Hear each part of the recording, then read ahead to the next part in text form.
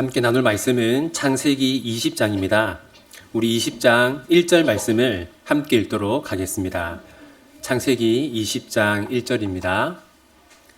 아브라함이 거기서 네게부 땅으로 옮겨가 가데스와 술 사이 그랄에 거류하며. 아멘. 아브라함은 목축업을 하는 목자였습니다. 따라서 한 곳에 계속 머물러 있을 수 없었고 양을 몰고 거주지를 옮겨 다녀야 했습니다. 본문을 보면 아브라함은 그랄 지방으로 거주지를 옮기고 있는 것을 볼 수 있습니다. 1절을 제가 한 번 더 읽어드리겠습니다. 아브라함이 거기서 네게부 땅으로 옮겨가 가데스와 술 사이 그랄에 거류하며. 오늘 본문은 창세기 12장과 분위기가 비슷합니다. 12장에서도 아브라함은 거주지를 옮겼습니다. 그런데 12장과 20장 사이에는 커다란 차이가 있습니다. 12장에서 아브라함은 약속의 땅을 떠나서 애굽으로 갔죠. 그런데 20장에서는 아브라함은 약속의 땅을 떠나는 것이 아니라 약속의 땅 가나안 안에서 거주지를 옮기고 있습니다. 오늘 본문의 배경이 되는 그랄 지방은 이후에 하나님이 유다 지파에게 선물로 주시는 땅이고 애굽과 가나안의 경계가 되는 지역입니다. 아브라함이 그랄로 옮기고 나서 곧바로 심각한 문제가 발생합니다. 창세기 12장에서 아브라함이 애굽으로 이주한 다음에 어떤 일이 생겼습니까? 애굽의 왕 바로가 아브라함의 아내 사라를 데려갔죠. 오늘 본문에서는 그랄 왕 아비멜렉이 아브라함의 아내 사라를 데려갑니다. 오늘 본문 2절 함께 읽겠습니다. 그의 아내 사라를 자기 누이라 하였으므로 그랄 왕 아비멜렉이 사람을 보내어 사라를 데려갔더니. 여기서 우리가 주목할 것은 아브라함이 아내를 빼앗긴 책임이 누구에게 있는가 하는 것입니다. 표면적으로는 사라를 데려간 그랄 왕 아비멜렉에게 책임이 있는 것처럼 보이지만 사실은 아비멜렉의 잘못은 그렇게 크지 않습니다. 5절, 오늘 본문 5절을 함께 읽겠습니다. 그가 나에게 이는 내 누이라고 하지 아니하였나이까. 그 여인도 그는 내 오라비라 하였사오니 나는 온전한 마음과 깨끗한 손으로 이렇게 하였나이다.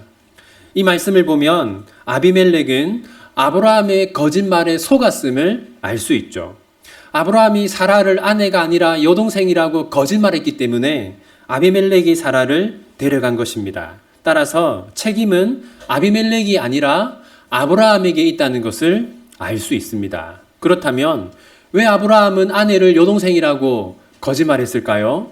그것은 죽음에 대한 두려움 때문이었습니다. 오늘 본문 11절 함께 읽겠습니다. 아브라함이 이르되 이곳에서는 하나님을 두려워함이 없으니 내 아내로 말미암아 사람들이 나를 죽일까 생각하였음이요. 이처럼 아브라함은 죽음에 대한 두려움 때문에 아내를 여동생이라고 거짓말했습니다. 여기서 아브라함은 두 가지 잘못을 범하고 있습니다. 첫 번째는 아브라함은 하나님을 신뢰하지 않습니다. 하나님은 얼마 전에 아브라함과 사라에게 자녀를 주시겠다고 약속하셨습니다. 창세기 18장 10절 함께 읽겠습니다. 그가 이르시되 내년 이맘때 내가 반드시 내게로 돌아오리니 내 아내 사라에게 아들이 있으리라 하시니 사라가 그 뒤 장막문에서 들었더라. 하나님은 얼마 전에 아브라함과 사라에게 자녀를 주신다고 약속하셨습니다. 이 약속이 이루어지려면 아브라함과 사라의 생명이 보존되어야 하죠. 따라서 아브라함이 하나님을 신뢰했다면, 하나님이 약속을 지켜주실 것을 믿었다면 아브라함은 자신이 불의의 사고로 죽지는 않을까 하는 그런 두려움을 전혀 가질 필요가 없었습니다. 그리고 죽음에 대한 두려움을 가지지 않았다면 거짓말을 하지도 않았겠죠. 둘째, 아브라함은 이때 지나친 두려움을 가지고 있었습니다. 아브라함은 그랄 사람들이 하나님을 두려워하지 않고 자신을 죽일 것이라고 생각했는데 사실 이것은 지나친 생각이었습니다. 사실은 그와 달랐고 그랄 사람들은 하나님을 두려워했으며 아브라함을 죽일 마음도 전혀 없었습니다. 오늘 본문 8절을 함께 읽겠습니다. 아비멜렉이 그날 아침에 일찍이 일어나 모든 종들을 불러 그 모든 일을 말하여 들려주니 그들이 심히 두려워하였더라. 이처럼 그럴 사람들은 하나님을 두려워하는 사람들이었어요. 우리는 여기서 아브라함의 현재 상태를 알 수 있습니다. 첫 번째는 지금 아브라함은 하나님을 신뢰하지 않습니다. 아브라함은 하나님이 약속을 이루어 주신다는 것과 그 약속을 이루어 주기 위해서 아브라함과 사라의 생명을 지켜줄 것임을 믿지 않습니다. 그리고 두 번째, 지금 아브라함은 지나친 두려움을 가지고 있습니다. 아브라함은 누군가가 자신을 죽일지도 모른다는 그런 두려움을 가지고 있습니다. 물론 이것은 하나님에 대한 신뢰가 부족한 데서 온 것입니다. 하나님에 대한 신뢰가 부족하기 때문에 아브라함은 이처럼 늘 두려움을 느끼면서 살아가고 있는 것이죠. 결론적으로 아브라함은 하나님에 대한 신뢰가 부족했고 하나님이 약속을 이루어 주실 것이라는 믿음이 부족했습니다. 이처럼 아브라함은 하나님과 상당히 멀어진 삶을 살고 있었습니다. 하지만 하나님은 달랐습니다. 그럼에도 불구하고 하나님은 여전히 아브라함을 사랑하셨습니다. 오늘 본문 3절 함께 읽겠습니다. 그 밤에 하나님이 아비멜렉에게 현몽하시고 그에게 이르시되 내가 데려간 이 여인으로 말미암아 내가 죽으리니 그는 남편이 있는 여자임이라. 아비멜렉이 아브라함의 아내 사라를 데려갔습니다. 그래서 하나님은 아비멜렉에게 나타나셨는데, 그런데 여러분, 하나님은 언제 아비멜렉에게 나타나셨습니까? 그 밤에 나타나셨어요. 아비멜렉이 아브라함의 아내 사라를 데려간 바로 그날 밤에 하나님은 아비멜렉에게 나타나셨습니다. 여러분, 아브라함은 하나님이 자신의 가족을 보호하지 않는다고 생각했습니다. 하지만 하나님은 아브라함의 가족을 보호하기 위해서 즉각적으로 나타나셨고 일하셨습니다. 하나님은 아브라함이 생각하는 것보다 더 큰 관심과 사랑을 아브라함과 아브라함의 가족에게 가지고 계셨던 것이죠. 이때 하나님은 아비멜렉에게 몇 가지 의미심장한 말씀을 하셨습니다. 첫 번째는 순교를 범하는 자는 죽는다고 말씀하셨어요. 우리 3절 말씀을 한 번 더 읽어보겠습니다. 그 밤에 하나님이 아비멜렉에게 현몽하시고 그에게 이르시되 내가 데려간 이 여인으로 말미암아 내가 죽으리니 그는 남편이 있는 여자임이라. 하나님은 아비멜렉이 죽을 것이라고 하시는데 그 이유는 다른 남자의 아내를 데려왔기 때문이죠. 이처럼 하나님은 순교를 매우 중요하게 생각하십니다. 하나님은 순교를 더럽히는 자들을 반드시 벌하신다는 사실을 알 수 있어요. 두 번째, 하나님은 아비멜렉에게 아브라함이 매우 중요한 사람이라고 말씀하십니다. 오늘 본문 7절 함께 읽겠습니다. 이제 그 사람의 아내를 돌려보내라. 그는 선지자라. 그가 너를 위하여 기도하리니 내가 살려니와 내가 돌려보내지 아니하면 너와 내게 속한 자가 다 반드시 죽을 줄 알지니라. 하나님은 아브라함이 어떤 사람이라고 말씀하십니까? 선지자라고 말씀하시죠. 이것은 문맥적으로 아브라함이 하나님과 매우 가까운 사람이며 하나님에게 매우 중요한 사람이다라는 뜻입니다. 따라서 하나님은 아비멜렉에게 지금 이렇게 말하는 것입니다. 아비멜렉아, 아브라함은 나에게 아주 중요한 사람이다.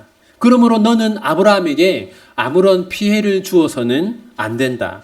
내가 아브라함을 중요하게 여기기 때문에 너도 아브라함을 소중하게 여겨야 한다라는 말씀을 지금 하나님은 아비멜렉에게 하는 것입니다. 셋째, 하나님은 기도를 통해서 일하신다고 말씀하십니다.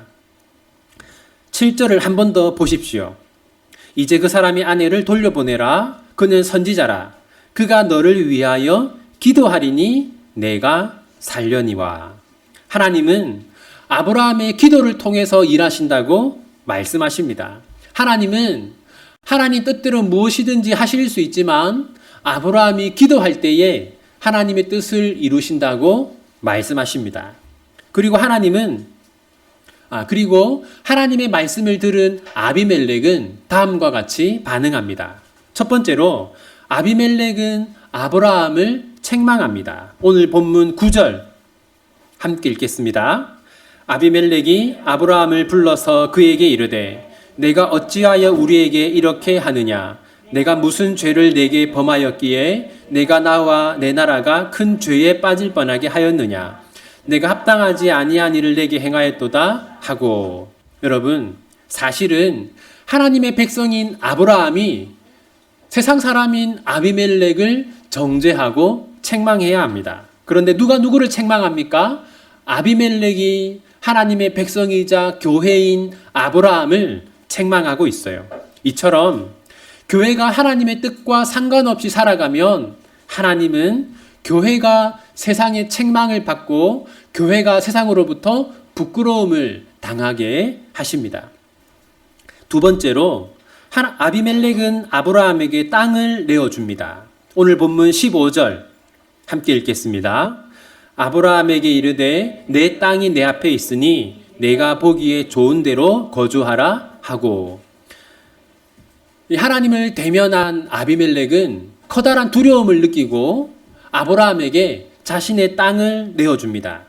그리고 이 땅은 매우 중요한데, 왜냐하면 장차 이 땅에서 언약의 자손인 이삭이 태어나고 자라나기 때문입니다.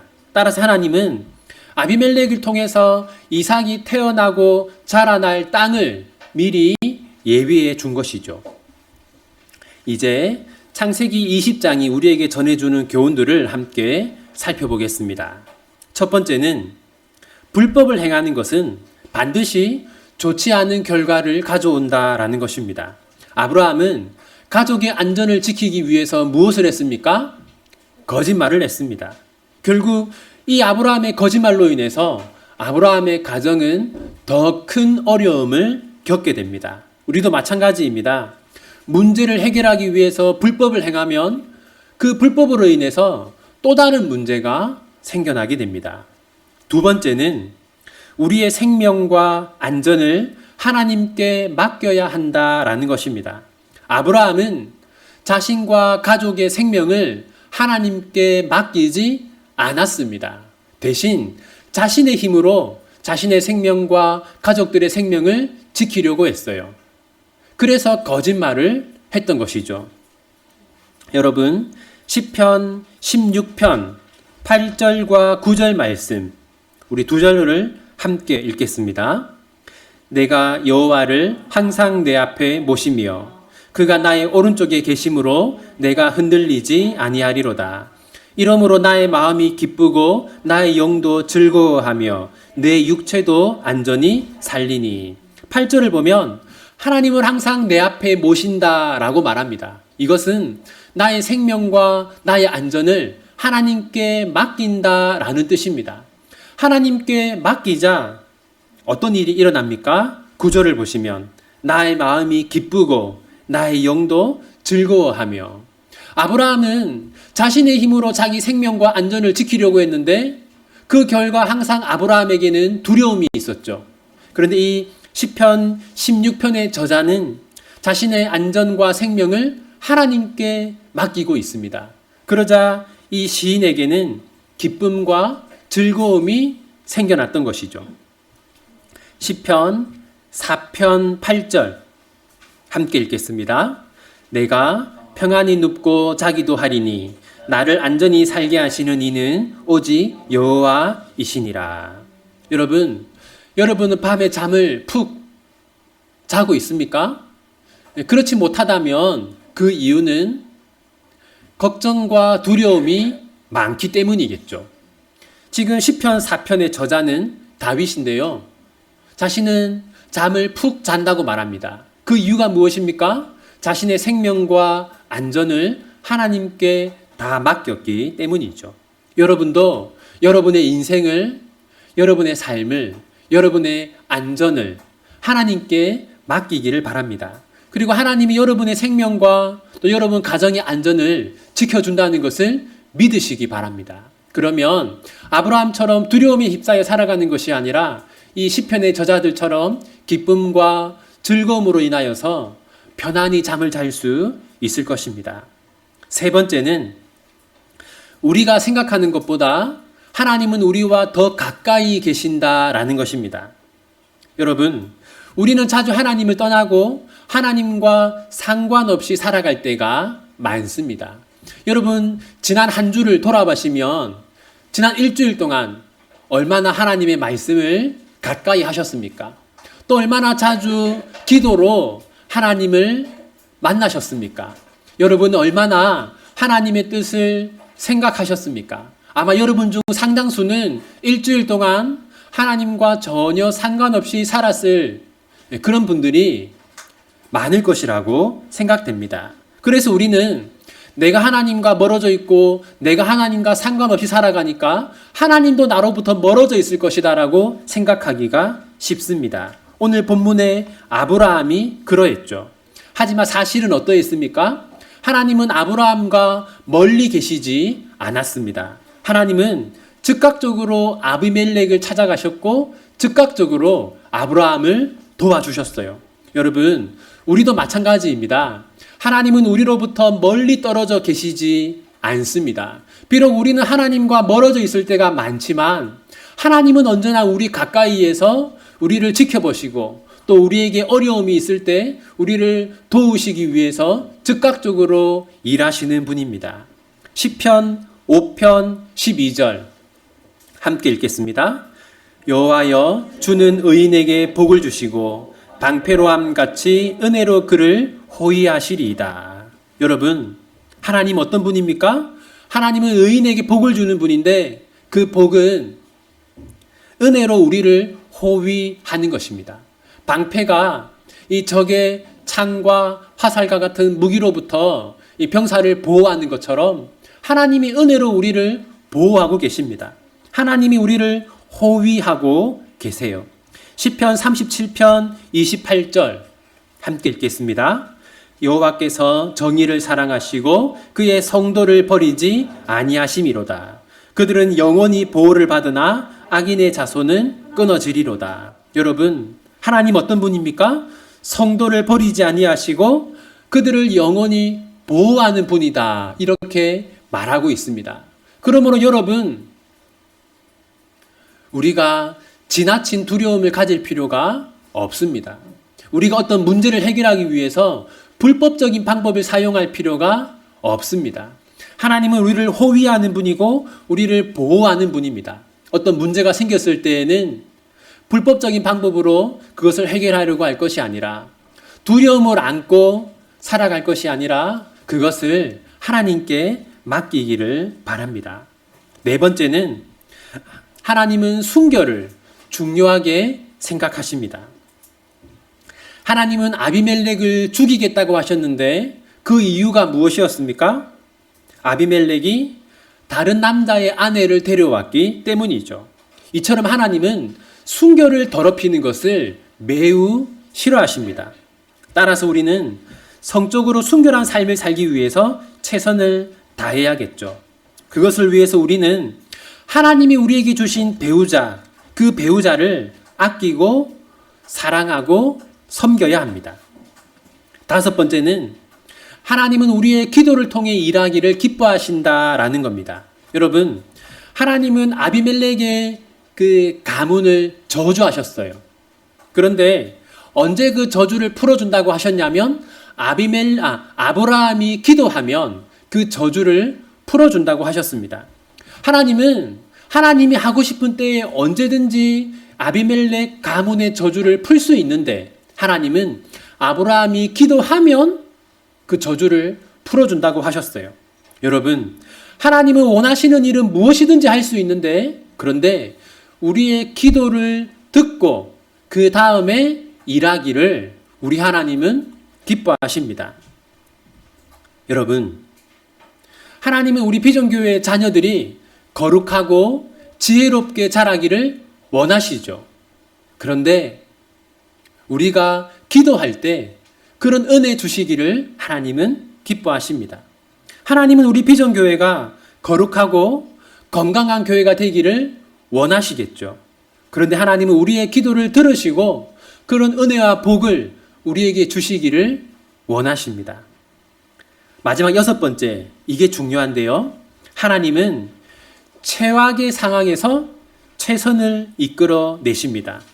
하나님은 최악의 상황에서 최선을 이끌어 내십니다. 여러분, 이 아브라함의 거짓말로 인해서 정말 최악의 상황이 되지 않았습니까? 아브라함은 아내를 빼앗기고 말았어요. 근데 아내를 빼앗긴 게 어떤 점에서 문제냐면 지금 사라는 누구를 임신하고 있습니까? 이삭을 임신하고 있습니다. 사라는 언약의 자녀를 출생하고 길러내야 할 그런 사명을 가지고 있는 사람이에요. 그리고 여러분, 장차 이삭을 통해서 어떤 일이 일어납니까? 이삭이 야곱을 낳고 또 야곱이 12아들을 낳고 12아들이 12지파가 되고 그 12지파 가운데 누가 오십니까? 예수님이 오시죠. 이 사라는 구속사적으로도 중요한 사명을 가지고 있는 사람이에요. 그런데 그런 사라가 이 다른 남자에게 가게 되는 것은 심각한 문제인 것이죠. 정말 최악의 상황이 된 것입니다. 그런데 여러분, 그 최악의 상황에서 하나님은 사라를 구해내셨습니다. 그뿐만이 아닙니다. 하나님이 아비멜렉에게 무엇이라고 하셨습니까? 아브라함은 선지자다라고 하셨는데 그건 어떤 의미라고 했어요?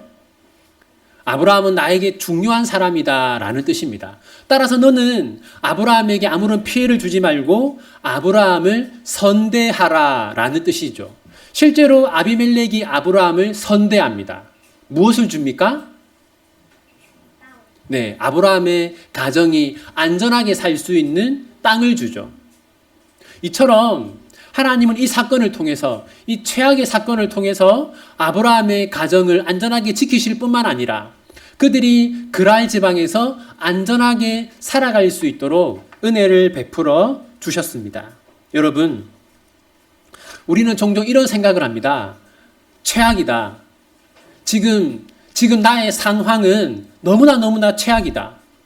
아무런 방법이 없다. 해결책이 없다. 이런 생각을 우리가 자주 하지 않습니까? 그런데 여러분, 하나님은 우리의 상황이 좋아야만 우리를 도우시고 우리에게 은혜를 주실 수 있는 분이 아닙니다. 우리가 최악의 상황에 있다 할지라도 하나님은 우리에게 은혜를 베푸시고 하나님은 우리의 상황을 역전할 수 있는 분이라는 것을 기억하시기 바랍니다. 이제 말씀을 마무리하겠습니다. 우리는 지난 시간에 롯이 얼마나 부족한 사람인가 하는 것을 보았습니다. 그리고 오늘 본문을 통해서는 아브라함이 얼마나 부족한 사람인가 하는 것을 보았어요. 창세기 12장에서 아브라함은 거짓말을 했고 그 거짓말로 인해서 큰 어려움을 겪지 않았습니까? 그런데 아브라함은 또 한 번 똑같은 잘못을 범하고 있습니다.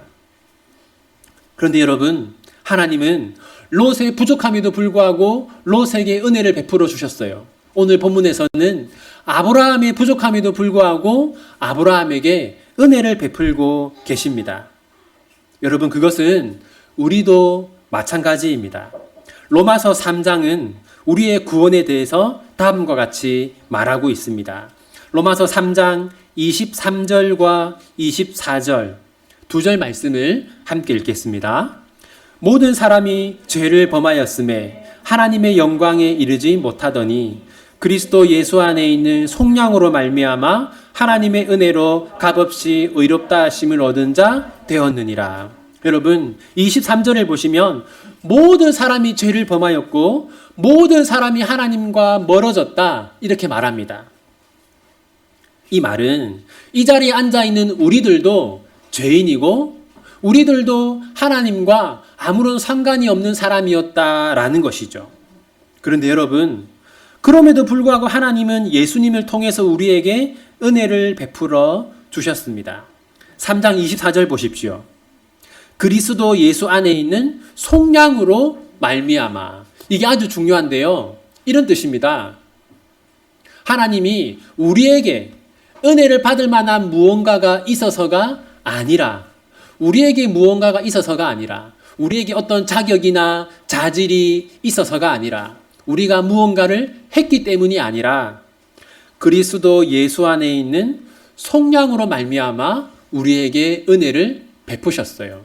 쉽게 얘기하면 우리가 가지고 있는 어떤 자격이나 우리가 한 어떤 일 때문이 아니라 예수님이 가지고 있는 자격과 예수님이 하신 일 때문에 우리에게 은혜를 베푸셨다라는 것이죠.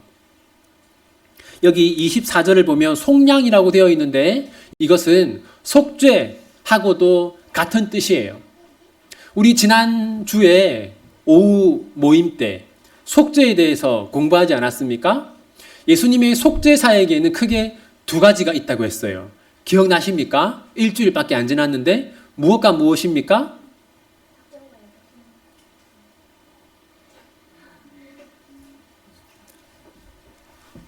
예수님의 속죄사에게는 크게 두 가지가 있는데 예수님은 우리 대신 십자가에서 죽으셨죠. 또 우리 대신 율법에 순종하셨습니다.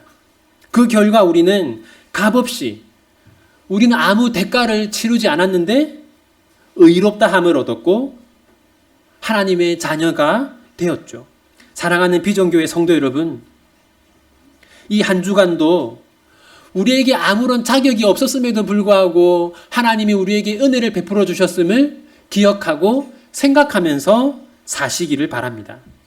정말 하나님이 우리에게 주신 은혜는 우리가 받을 만해서 받은 은혜가 아니라 크고 놀라운 은혜라는 것을 기억하시면서 사시기를 바랍니다. 그 은혜를 생각하면서 더 많이 감사하시고 더 많이 찬양하시고 그리고 여러분 곁에 있는 사람들에게 더 친절하고 더 따뜻하게 그렇게 한 주를 살아가는 우리 비전교회 모든 성도들 되시기를 바랍니다. 기도하겠습니다. 하나님 아버지, 아브라함은 하나님을 신뢰하지 않았습니다. 아브라함은 하나님의 약속을 믿지 않았습니다. 아브라함은 거짓말로 문제를 해결하려고 했습니다. 하지만 하나님은 아브라함의 삶에 즉각 개입하셨습니다. 아브라함의 가정을 보호해 주셨습니다. 하나님, 아브라함은 하나님의 보호를 받을 자격이 없고 하나님의 은혜를 받을 자격이 없는 사람입니다. 하지만 하나님은 아브라함을 보호하셨고 그에게 은혜를 베풀어 주셨습니다. 하나님, 저희들도 마찬가지입니다. 저희들은 구원받을 자격이 전혀 없는 사람들입니다. 저희들은 하나님의 자녀가 될 자격이 전혀 없는 사람들입니다. 그럼에도 불구하고 하나님은 저희들을 구원하셨고 저희들을 하나님의 자녀로 받아 주셨습니다. 그러므로 하나님, 저희가 이 한 주간도 하나님의 은혜를 생각하면서 살아가게 해 주십시오. 그 은혜에 합당한 삶을 살게 해 주십시오. 저희들이 이 한 주간도 하나님께 기도하는 것과 하나님의 말씀을 읽는 것과 하나님을 찬양하는 일에 더 열심을 내게 해 주십시오. 특히 이 한 주간 동안 저희 곁에 있는 사람들에게, 저희 이웃들에게 더 따뜻하게 살게 하시고 더 많은 사랑을 나누어 주며 살게 해 주십시오. 무엇보다도 은혜 받은 우리가 그 은혜를, 그 사랑을 이 비전교회 성도들에게 나누어 주며 전하며 베풀며 살아가게 해 주십시오. 이 모든 것 예수님의 이름으로 기도합니다. 아멘.